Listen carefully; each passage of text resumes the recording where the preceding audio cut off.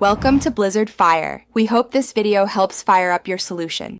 Open your inventory and hover over the Jetpack to read the tooltip. This tells you whether it uses coal, fuel cells, or a custom fuel item and shows numerical capacity. Note the fuel meter. Many jetpacks use a numeric count where 100 units equals full capacity and 1 unit equals 1 tick of burn time. Write down the fuel name exactly, for example coal fuel or advanced fuel cell, because refilling requires the correct item and quantity to prevent damage or loss. Gather and prepare fuel items before attempting to refuel. If your mod uses coal-based fuel, 1 coal may yield 8 fuel units. Fuel cells often stack and might count as 50 units each.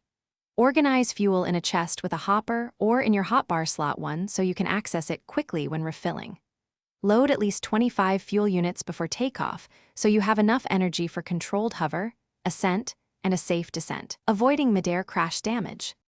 To refuel, hold the fuel item in your hand and shift right-click the jetpack or right-click a refueling block depending on the mod.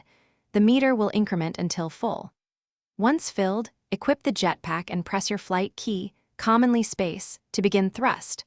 Hover and slow ascent consume about 1 unit per second, while full thrust uses more, so watch the fuel meter closely. For frequent use, set up a hopper or refueling station to automate transfers. Thanks for watching. If you found this helpful, don't forget to like and subscribe.